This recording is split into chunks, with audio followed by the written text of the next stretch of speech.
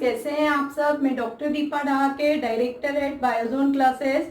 आप सबके लिए हिंदी मीडियम के क्लासेस मैंने सेशन स्टार्ट किए हैं एंड लास्ट सेशन में हम लोगों ने स्टडी किया था कोशिका सिद्धांत एवं प्रोकैरियोटिक कोशिका की संरचना। आशा करती हूँ कि आप सभी को वो वीडियो अच्छा लगा होगा। सो आगे न्यू अपडेट्स के लिए एंड मोटिवेट रहने के लिए, मोटिवेशनल सेशंस के लिए आप चैनल को सब्सक्राइब करिए, लाइक करिए। और इन केस अगर आपको किसी पर्टिकुलर स्पेसिफिक टॉपिक में डिफिकल्टीज आ रही हैं या कुछ एक स्पेशल टॉपिक आप अपने लिए पढ़ना चाह रहे हैं नीट पर्पस के लिए, तो प्लीज कमेंट बॉक्स में मेंशन कर सकते हैं। क्वेरीज अगर हैं तो क्वेरीज भी आप पूछ सकते हैं, तो मैं टाइम टू टाइम उसका आंसर्स भी दूंगी। ठीक है, तो अब अपन इस क्लास में और सेशन में नेक्स्ट टॉपिक स्टडी करते हैं, जिसमें हम स्टडी करेंगे यूकैरियोटिक कोशिका की संरचना। आप सभी जानते हैं बच्चों की यूकैरियोटिक कोशिका क्या है। यूकैरियोट का मीनिंग हम लास्ट क्लास में पढ़ चुके थे, फिर भी एक बार रिकॉल करते हैं हम सब कि यूकैरियोट का मीनिंग होता है कि वह कोशिका जिसमें सुविकसित केंद्रक है या निश्चित केंद्रक है, या कभी कभी बुक्स में आप पढ़ते हैं कि कोशिका जिसमें द्वितीयक केंद्रक उपस्थित होता है, वह कोशिका यूकैरियोटिक कोशिका कहलाती है। दूसरा आप याद रखिए कि जो यूकैरियोटिक कोशिका जब आप पढ़ रहे हैं, लास्ट क्लास में प्रोकैरियोटिक कोशिका स्टडी किया है, तो जो यूकैरियोटिक कोशिका की संरचना आप यहाँ पे पढ़ेंगे तो पादप कोशिका और जंतु कोशिका की संरचना सामान्य रूप से आप अपने 7th 8th की क्लासेस से पढ़ते आ रहे हैं। तो एज सच यहाँ पर हम वो पार्ट नहीं पढ़ेंगे कि पादप कोशिका और जंतु कोशिका की संरचना क्या है। यहाँ पर हम यूकैरियोटिक कोशिका के वो विशिष्ट भाग देखेंगे जहां पर विभिन्न प्रकार की जैविक और उपापचयी क्रियाएं होती हैं, और फिर इसके पश्चात हम प्लाज्मा झिल्ली अथवा जैव झिल्ली की संरचना एवं उसके कार्यों का वर्णन पढ़ते हैं। तो चलिए अब हम सब पढ़ना शुरू करते हैं यूकैरियोटिक कोशिका। अब यूकैरियोटिक कोशिका का मीनिंग आप सभी को पता है और अभी हम लोग डिस्कस कर चुके हैं। तो यूकैरियोट और यूकैरियोटिक कोशिका, सुविकसित केंद्रक युक्त कोशिका वह कोशिका जिसमें दोहरी झिल्ली उपस्थित है।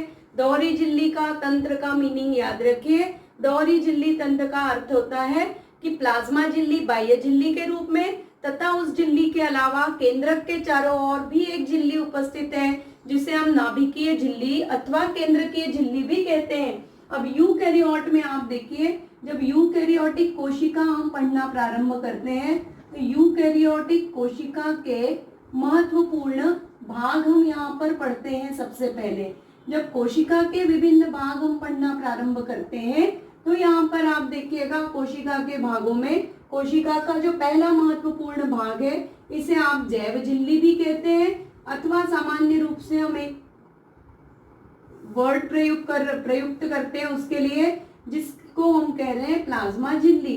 तो प्लाज्मा झिल्ली याद रखिए, जंतु कोशिका पढ़ेंगे तो जंतु कोशिका का बाह्य आवरण प्लाज्मा झिल्ली से, पादप कोशिका, कवक कोशिका, जीवाणु कोशिका भी आपने पढ़ा हुआ है। तो पादप कोशिका, इन सभी कोशिकाओं में प्लाज्मा झिल्ली के चारों ओर आप याद रखिए एक निश्चित और दृढ़ कोशिका भित्ति उपस्थित होती है। पौधों में या पादप कोशिका में वह कोशिका भित्ति आप याद रखिए सेल्यूलोज से बनी है, और कवकों की कोशिकाओं में या कवक में कोशिका भित्ति किससे बनी है, ये काइटिन आप पढ़ते हैं। तो काइटिन आप याद रखिए, काइटिन से आपकी क्या बनी हुई है, कवक की कोशिका भित्ति।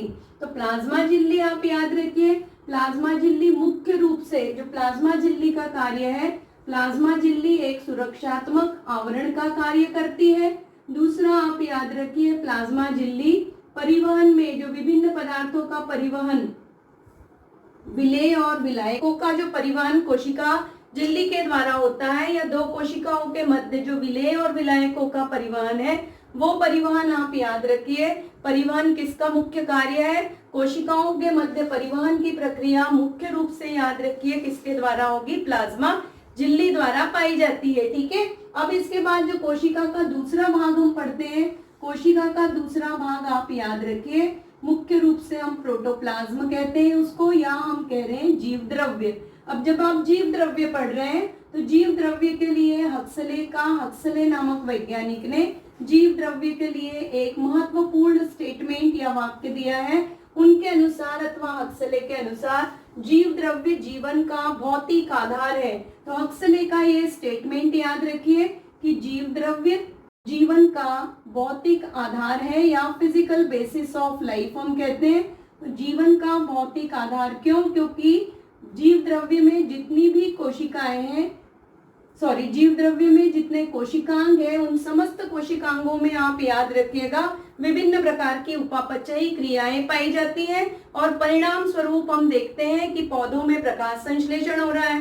माइटोकॉन्ड्रिया जो कोशिकाओं के अंदर है उसमें एटीपी का संश्लेषण भी होता है और संचय भी होता है। तो अलग अलग प्रक्रियाएं हम देखते हैं। अब जीव द्रव्य आप देखिए, जब जीव द्रव्य आप पढ़ते हैं तो मुख्य रूप से याद रखिए जीव द्रव्य उच्च वर्गीय जीवों में या फिर यूकेरियोटिक कोशिकाओं में जीव द्रव्य दो भागों से निर्मित है।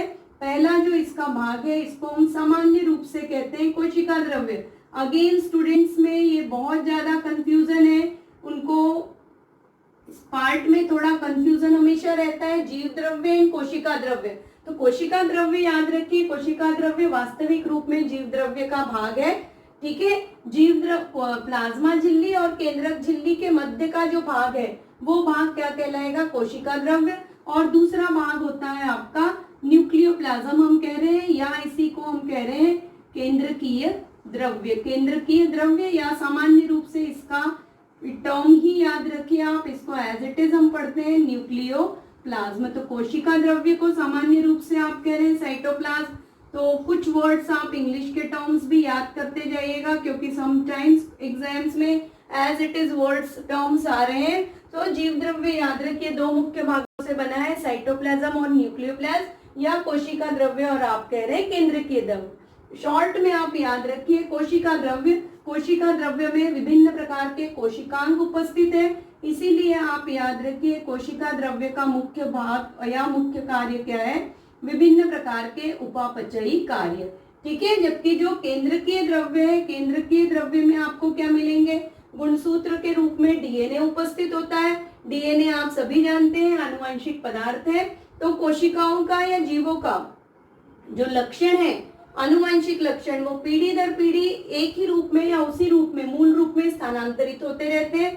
पीढ़ी दर पीढ़ी कोशिकाओं के द्वारा या जीवों के द्वारा लक्षणों का स्थानांतरण जो है आनुवंशिकी में आप पढ़ते हैं। तो आनुवंशिक गुणों का निर्धारण करने का मुख्य कार्य किसका है?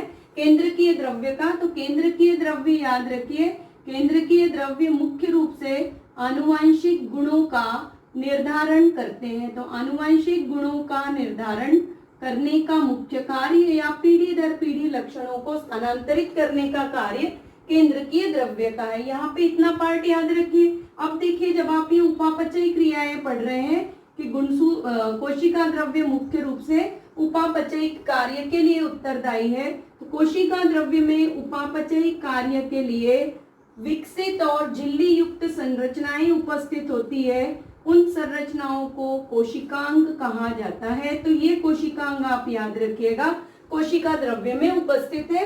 तो कोशिकांग के लिए हम सेपरेट पढ़ते हैं क्योंकि कोशिकांग आपके एकल झिल्ली से युक्त तंत्र है, दोहरी झिल्ली से युक्त तंत्र है, या राइबोसोम में आप पढ़ते हैं। राइबोसोम एक ऐसे जीव कोशिकांग है जिनमें झिल्ली विहीन कोशिकांग क्वेश्चन आता है। तो झिल्ली विहीन कोशिकांग मतलब याद रखिए वो कोशिकांग जिनमें प्लाज्मा झिल्ली पूर्ण रूप से अनुपस्थित है। और झिल्ली विहीन कोशिकांग के रूप में आपको क्या याद रखना है?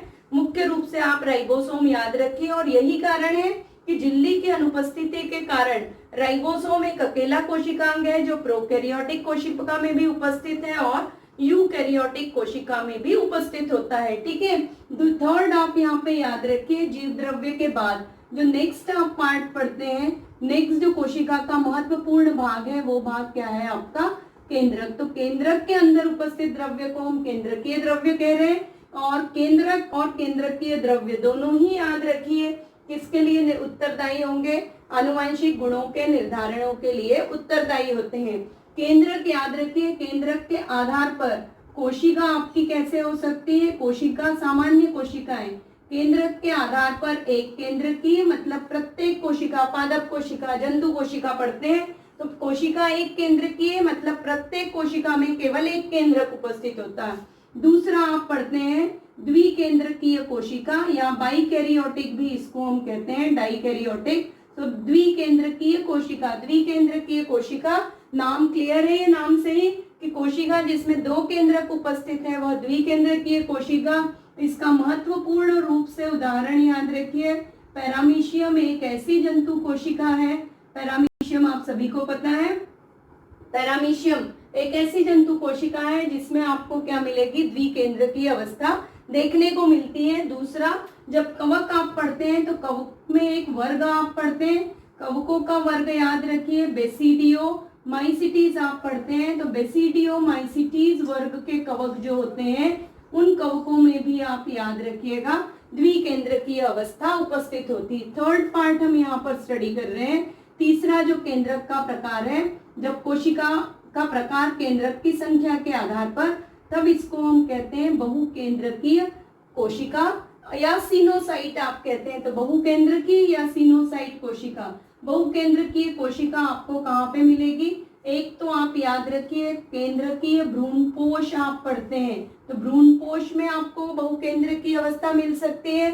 दूसरा आप जो पढ़ते हैं बहुकेंद्रकीय अवस्था, वो आप मुख्य रूप से याद रखिए कवकों के जो तंतु है या कवक जाल के तंतु, कवकों के तंतु मुख्य रूप से जो फाइकोमाइसिटीज कवक है, फाइकोमाइसिटीज कवकों के तंतुओं में समस्त कवकों के तंतु नहीं है, केवल जो फाइकोमाइसिटीज वर्ग है, फाइकोमाइसिटीज वर्ग के तंतुओं में, कवकों के तंतुओं में आपको कौन सी अवस्था मिलेगी, बहुकेंद्रकीय अवस्था। मतलब एक सामान्य कोशिका द्रव्य में अनेक केंद्रक उपस्थित होते हैं। तो ये भाग आप याद रखिएगा कि यूकैरियोटिक कोशिका अगर अपने को पढ़ना है तो हम सबसे पहले किसका अध्ययन करेंगे, प्लाज्मा झिल्ली।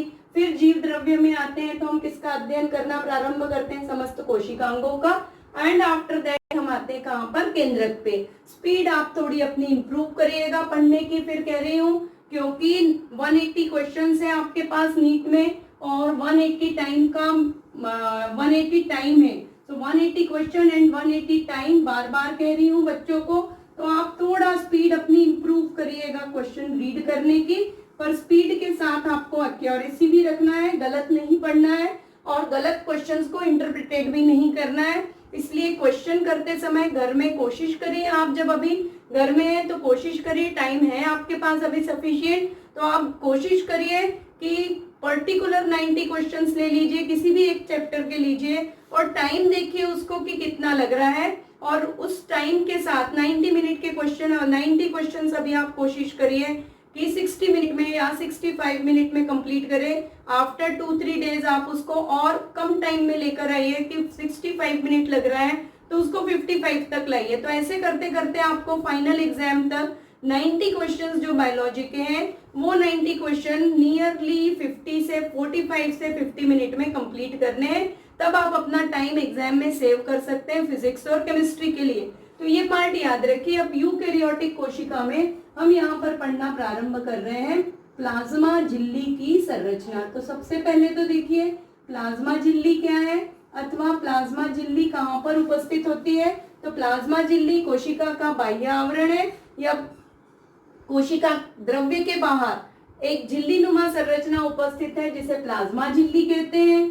इसे सामान्य रूप से जैव झिल्ली भी कहा जाता है अथवा कभी कभी आप कोशिका झिल्ली के रूप में भी इसे यूज करते हैं टर्म को। तो ये पार्ट आप याद रखिए कि प्लाज्मा झिल्ली अथवा जैव झिल्ली कोशिका का बाह्य आवरण होता है। अब ये जो प्लाज्मा झिल्ली है यहाँ अपन ऑब्जेक्टिव पर्पस के लिए ही पढ़ रहे हैं।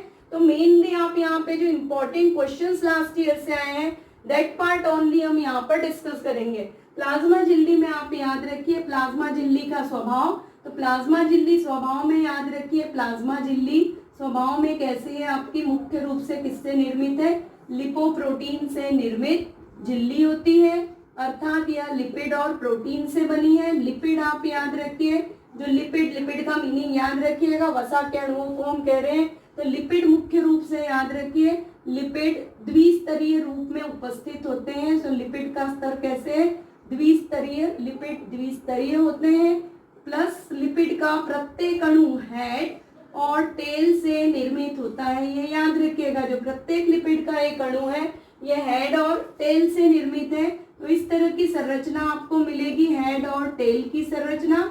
ये हेड जो है ये पोलर या ध्रुवीय अणु होते हैं ध्रुवीय अणु होने के कारण ये कैसे होंगे, आपके जलरागी होंगे या जल में घुलनशील होते हैं या हाइड्रोफिलिक भी कहते हैं। जबकि टेल आप याद रखिए नॉन पोलर होते हैं या अध्रुवीय भाग है, इसलिए टेल कैसे होगा अपना, टेल आप याद रखिएगा जलरोधी भाग होता है। तो ये पार्ट आप याद रखिएगा कि लिपिड का जो टेल है वो जलरोधी सिरा है और जो हेड है वो कैसे सिरा होगा, अपना जलरागी सिरा होता है। तो ये पार्ट आप याद रखिएगा। लिपिड द्विस्तरीय और लिपिड का प्रत्येक अणु हेड और टेल से निर्मित होता है। प्लाज्मा झिल्ली की जब आप संरचना पढ़ रहे हैं तो यहाँ पे महत्वपूर्ण क्वेश्चन याद रखिए कि लिपिड और प्रोटीन के अणुओं का जो विन्यास है, लिपिड और प्रोटीन का विन्यास, इसके लिए आपको क्वेश्चन मिलेगा कि किस प्रकार से लिपिड और प्रोटीन के अणु प्लाज्मा झिल्ली में विन्यस्त होते हैं। तो विन्यास आप याद रखिए लिपिड प्रोटीन का किस रूप में मिलेगा आपको, मुख्य रूप से पढ़ते हैं हम PLLP, इसी तरह से क्वेश्चंस में आया हुआ है। तो ये विन्यास याद रखिएगा, प्रोटीन लिपिड प्रोटीन, क्योंकि लिपिड जो है वो दोनों प्रोटीन स्तरों के मध्य में या प्रोटीन के आणविक स्तर के मध्य में लिपिड का द्विस्तर उपस्थित होता है। तो ये आप याद रखिए। दूसरा नेक्स्ट पॉइंट आप प्लाज्मा झिल्ली के लिए याद रखिएगा कि प्लाज्मा झिल्ली मुख्य रूप से आपके सामान्य रूप से आप पढ़ते आ रहे हैं कि प्लाज्मा झिल्ली कैसे अर्धपारगम्य होती है, पर आप ऑब्जेक्टिव के लिए मेनली याद रखिएगा कि जो प्लाज्मा झिल्ली है, जैव झिल्ली है, ये मुख्य रूप से अपनी कैसी झिल्ली है, यह चयनित पारगम्य झिल्ली है। अर्धपारगम्य और चयनित पारगम्य ये आप याद रखिएगा, एक मुख्य अंतर होता है। तो चयनित पारगम्य झिल्ली होती है। तो ये पार्ट याद रखिए कि प्लाज्मा झिल्ली चयनित पारगम्य झिल्ली है।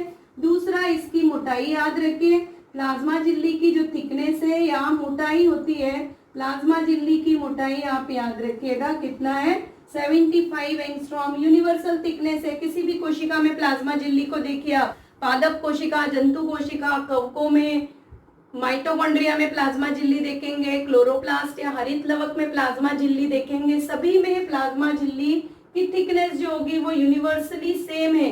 वो थिकनेस आप याद रखिए कितनी है आपकी, 75 एंगस्ट्रॉम। इस 75 एंगस्ट्रॉम में आप याद रखिए जो लिपिड का स्तर है, लिपिड का जो द्विस्तर है, लिपिड स्तर की थिकनेस जो होगी वो कितनी है अपने पास, 35 एंगस्ट्रॉम होती है। तो लिपिड के लिए याद रखिएगा 35 एंगस्ट्रॉम। और बाह्य प्रोटीन और परिधीय प्रोटीन आप इनको कह रहे हैं, तो परिधीय प्रोटीन बाहरी रूप और आंतरिक रूप से उपस्थित है, तो इनका थिकनेस कितना होता है, 20 एंगस्ट्रॉम।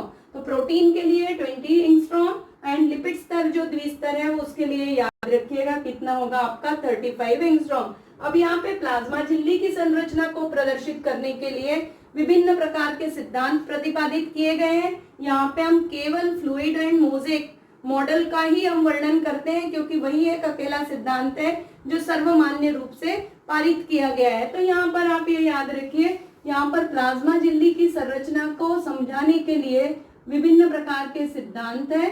तो यहाँ पर आप प्लाज्मा झिल्ली के सिद्धांत किस लिए पढ़ रहे हैं, मुख्य रूप से संरचना के लिए। सिद्धांत में वैज्ञानिक का नाम याद रखिएगा। पहला सिद्धांत अपना है इकाई झिल्ली परिकल्पना। जब आप इकाई झिल्ली परिकल्पना पढ़ते हैं तो उसके अनुसार हम पढ़ते हैं कि प्लाज्मा झिल्ली एक इकाई के रूप में प्रयुक्त होती है, क्योंकि उसकी थिकनेस या मोटाई जो है वो समस्त कोशिकाओं में एक समान है, जो कि 75 एंगस्ट्रॉम होती है। इकाई झिल्ली परिकल्पना आप याद रखिए किसके द्वारा प्रतिपादित की गई है, रॉबर्टसन द्वारा। तो रॉबर्टसन नामक वैज्ञानिक द्वारा इकाई झिल्ली परिकल्पना प्रतिपादित की गई है, परंतु कुछ ड्रॉबैक्स थे इनमें, जिसके कारण इस परिकल्पना को हम प्रयुक्त नहीं करते हैं, क्योंकि इस परिकल्पना के द्वारा विलेय और विलायक के अणुओं का परिवहन किस प्रकार से होगा, ये प्रक्रिया जो है वो पूर्ण रूप से स्पष्ट नहीं थी। दूसरी झिल्ली संरचना के लिए इसके पश्चात दूसरा आपका सिद्धांत दिया गया है या परिकल्पना है, उसको आप सामान्य रूप से कहते हैं सैंडविच मॉडल अथवा सैंडविच परिकल्पना।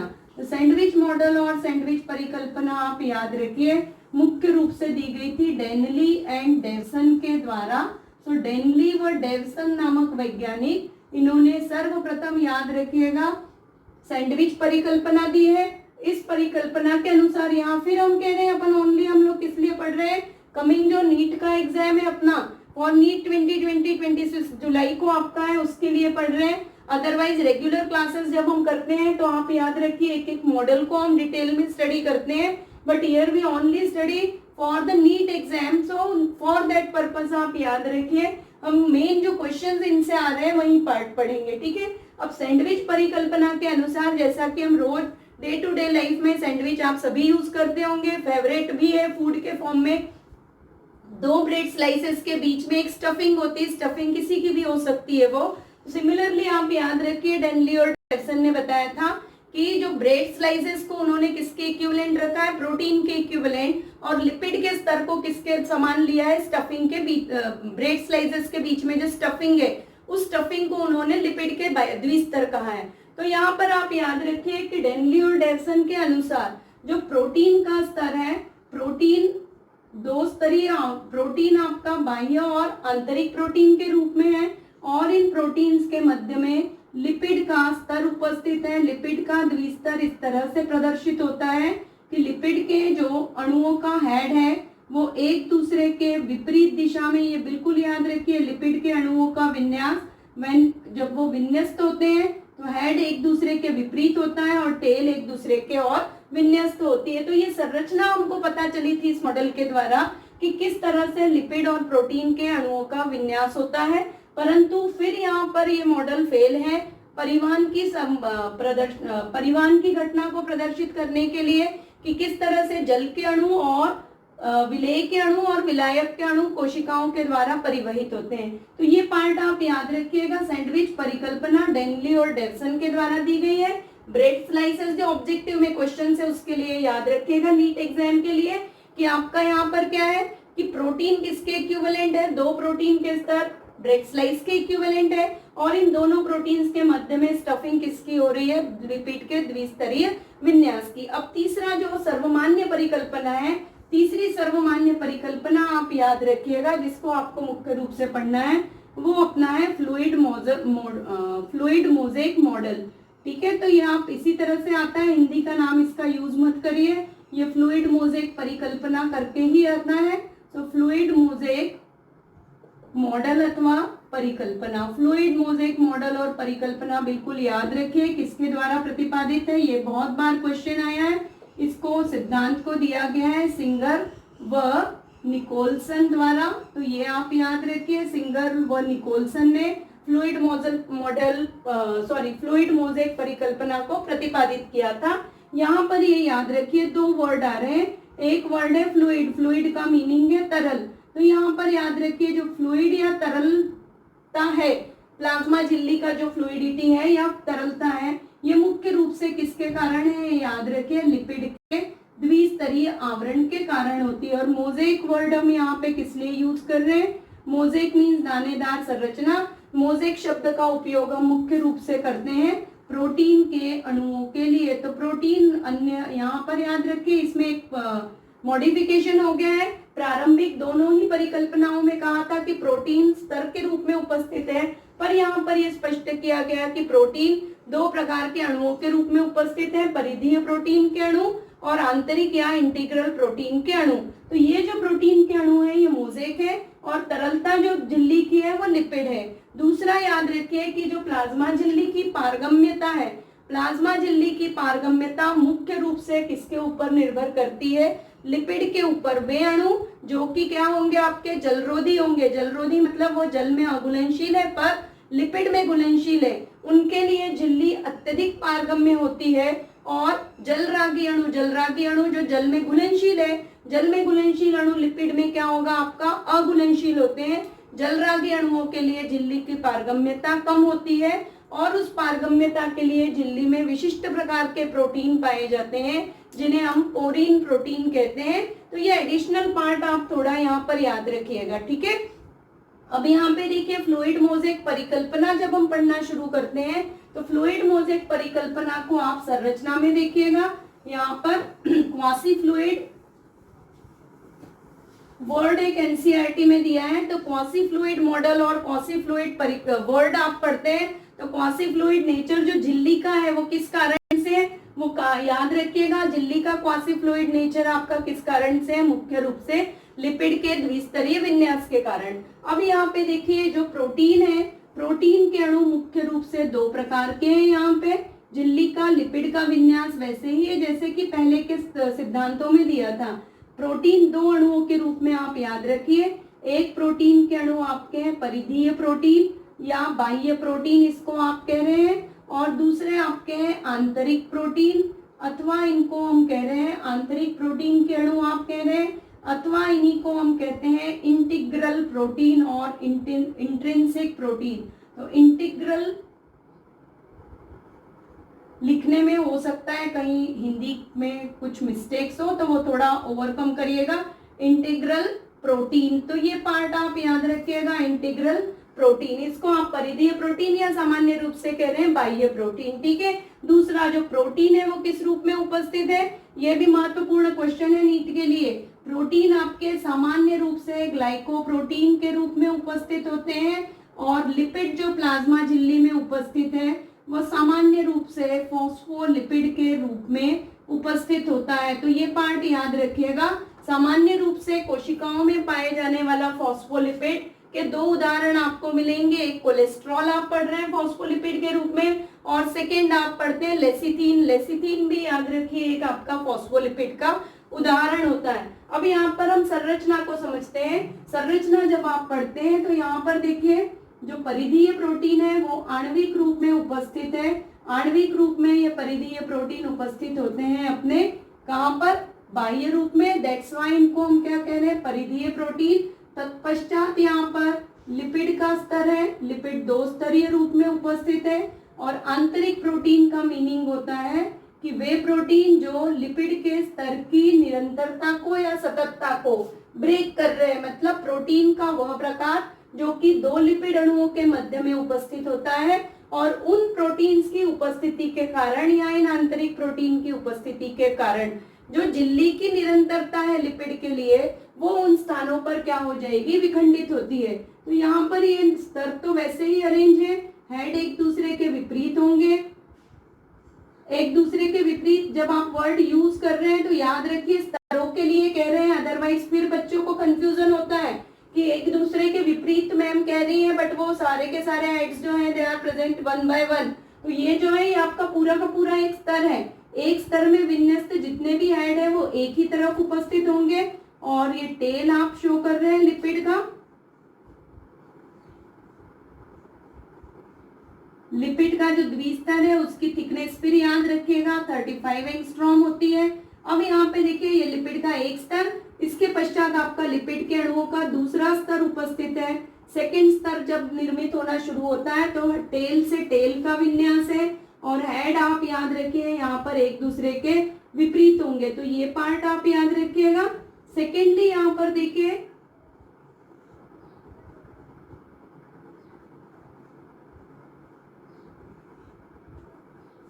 थोड़े रफ आ रहे हैं डायग्राम्स,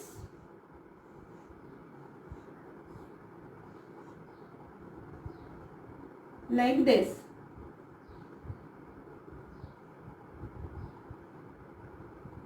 ठीक है पार्ट।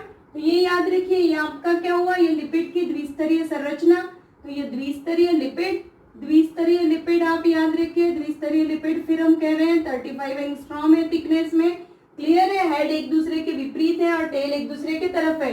अगेन आपका आंतरिक सतह पर आप याद रखिए क्या उपस्थित हो गए, परिधीय प्रोटीन। तो परिधीय प्रोटीन आप याद रखिए, अगर ये आप प्लाज्मा झिल्ली ड्रॉ कर रहे हैं कोशिका की, और प्लाज्मा झिल्ली की इतनी संरचना को अगर आप इलेक्ट्रॉन माइक्रोस्कोप में अपीयर करते हैं उस समय आप याद रखिए ये जो एक स्तर है प्लाज्मा झिल्ली का, ये कहाँ पर उपस्थित है आपका, प्लाज्मा झिल्ली का बाह्य स्तर किसी बाह्य वातावरण या कोशिका के संपर्क में है, और आंतरिक स्तर कोशिका द्रव्य के संपर्क में होता है। तो वो याद रखिए यहाँ पर परिधीय प्रोटीन दोनों स्तरों पे होगा, बाह्य सतह पर और आंतरिक सतह पर। इंटीग्रल प्रोटीन या आंतरिक प्रोटीन देखिए जो लिपिड के स्तर है, लिपिड के स्तरों के मध्य में कुछ विशिष्ट प्रकार के प्रोटीन ही है, बट वो लिपिड के स्तर की कंटिन्यूटी को ब्रेक करते हैं।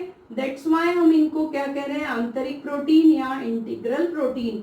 आंतरिक प्रोटीन मुख्य रूप से किसके परिवहन में सहायक है, ये याद रखिएगा, आंतरिक प्रोटीन का मुख्य कार्य होता है जलरागी अणुओं का परिवहन, क्योंकि जो जलरोधी अणु है वो किससे परिवहित हो जाएंगे, लिपिड के स्तर से।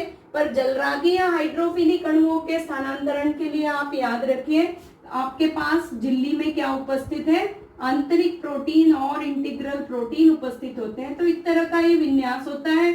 अब इन प्रोटीन्स के अलग अलग नाम है। देखिए जब आप प्लांट फिजियोलॉजी का चैप्टर पढ़ते हैं, जल संबंध पढ़ते हैं, उसमें पौधों का और पादपों का जल संबंध, उस समय आप पढ़ते हैं कि झिल्लियों में प्रोटीन पोरीन प्रोटीन के रूप में उपस्थित होता है जो कि सुसाध्य परिवहन में सहायक होता है। तो सुसाध्य परिवहन जब होगा तो इनको हम कह रहे हैं पोरीन प्रोटीन। जब झिल्लियों में कोशिकाओं में जंतु कोशिका में जब आप पढ़ते हैं कि संकुचन और शिथिलन की प्रक्रिया होती है मांसपेशियों में, उस समय आप पढ़ते हैं सोडियम और पोटेशियम पंप कार्य करता है। सोडियम के अणु और पोटेशियम के अणु भी किसके द्वारा स्थानांतरित होंगे, इन्हीं इंटीग्रल प्रोटीन के द्वारा। तब उस अवस्था में आप इन प्रोटीन्स को कहते हैं, सोडियम के लिए चैनल गेट प्रोटीन कहते हैं। चैनल गेट प्रोटीन मींस जो प्रोटीन आंतरिक प्रोटीन जो सोडियम के लिए है, या फिर वो आंतरिक प्रोटीन जो कि पोटेशियम के परिवहन के लिए उत्तरदायी है। तो अलग अलग परिस्थितियों में अलग अलग चैप्टर्स में आप इनको नाम याद रखिएगा। फ्लिप फ्लॉप प्रोटीन कह रहे हैं, ट्रांस मेम्ब्रेन प्रोटीन कह रहे हैं, पोरीन प्रोटीन कह रहे हैं, या चैनल गेट प्रोटीन कह रहे हैं। ये सभी नाम मुख्य रूप से किसके लिए, आंतरिक प्रोटीन या इंटीग्रल प्रोटीन के लिए। तो अब यहाँ पर ये याद रखिए ये अपना क्या उपस्थित हुआ, ये परिधीय प्रोटीन दोनों स्तरों पे होंगे और प्रत्येक प्रोटीन का जो विन्यास आप प्रदर्शित करते हैं ये कितना होगा आपका 20 एंगस्ट्रॉम। ठीक है, ठीक इसी प्रकार से यहाँ पर परिधीय प्रोटीन उपस्थित है, ये आंतरिक परिधीय प्रोटीन है।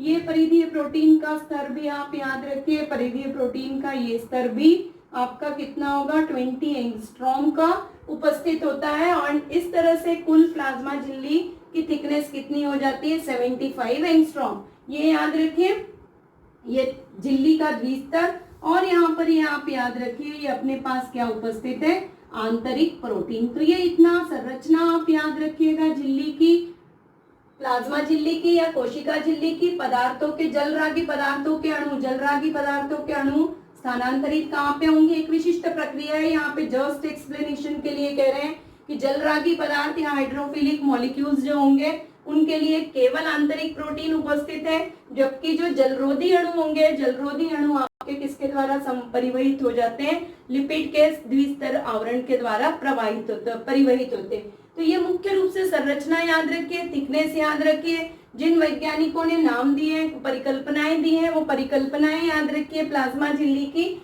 और फिर इसके पश्चात हम पढ़ते हैं प्लाज्मा झिल्ली के कार्य। जब प्लाज्मा झिल्ली के कार्य आप पढ़ते हैं तो मुख्य कार्य याद रखिए प्लाज्मा झिल्ली का क्या है, परिवहन। विभिन्न प्रकार के परिवहन आप पढ़ रहे हैं। एक आप पढ़ते हैं एक्टिव या पैसिव ट्रांसपोर्ट, तो एक्टिव ट्रांसपोर्ट पढ़ रहे हैं, पैसिव ट्रांसपोर्ट पढ़ रहे हैं, एक सुसाध्य परिवहन पढ़ रहे हैं। अमीबा में आप स्टडी करते हैं कि स्यूडोपोडिया और प्रोटोप्लाज्म स्यूडोपोडिया प्लाज्मा झिल्ली की वृद्धि होती है, और वो जो स्यूडोपोडिया या उस केस में प्लाज्मा झिल्ली है वो भोजन के चयन के लिए भी उत्तरदायी है। तो एंडोसाइटोसिस पढ़ रहे हैं आप, फैगोसाइटोसिस, बहुत सारी प्रक्रिया पढ़ते हैं। तो मुख्य रूप से ये सभी प्रक्रियाएं जिनमें प्लाज्मा झिल्ली प्रत्यक्ष या अप्रत्यक्ष रूप से उत्तरदायी है, वो समस्त प्रक्रियाएं याद रखिएगा किसका कार्य होंगे, प्लाज्मा झिल्ली का कार्य होते हैं। तो ये पार्ट आप इतना याद रखिएगा आज के अपने इस सेशन के लिए। नेक्स्ट सेशन में हम इसके आगे का पार्ट पढ़ना शुरू करेंगे। तो नेक्स्ट सेशन में हम मुख्य रूप से कोशिकांगों से पढ़ना शुरू करेंगे। द्विस्तरीय कोशिकांग में क्लोरोप्लास्ट और माइटोकॉन्ड्रिया, तो हरित लवक या क्लोरोप्लास्ट कहते हैं सामान्य रूप से। तो नेक्स्ट क्लास में याद रखिए हम लोग अपना सेशन स्टार्ट करेंगे क्लोरोप्लास्ट और माइटोकॉन्ड्रिया की संरचना के लिए। ठीक है, इन केस आपको कहीं डाउट्स हैं, डिफिकल्टीज है, तो कमेंट बॉक्स में आप कमेंट कर सकते हैं। अगेन मैं कह रही हूँ, ठीक है, सजेशंस अगर आपको लग रहे हैं कहीं कुछ डायग्राम में प्रॉब्लम आ रही है समझने में, so that also you can mention in that comment box. And again I am saying subscribe my channel, like the video, so मुझे ये पता चलेगा कि मैं जो जितना भी एफर्ट आपके लिए कर रही हूँ वो आपको अप टू डेट कर पा रहा है या नहीं कर पा रहा है। बाकी जब तक मैं नेक्स्ट वीडियो लेकर आऊंगी, डेली एक वीडियो हिंदी मीडियम के स्टूडेंट्स के लिए भी डालना शुरू किया है, तो डेली एक वीडियो आपके लिए अपलोड करूंगी मैं, तब तक आपने ये जितना पार्ट पढ़ा है इसको प्रॉपरली रिवाइज करिए, क्योंकि नेक्स्ट क्लास से, नेक्स्ट सेशन से मैं बिगिनिंग में आपको 2 या 3 क्वेश्चंस, आज जितना भी हमने पढ़ा है उस पार्ट से 2 क्वेश्चंस आपको दूंगी, तो वो 2 क्वेश्चंस के आंसर्स भी नेक्स्ट क्लास से आपको कमेंट बॉक्स में करना है।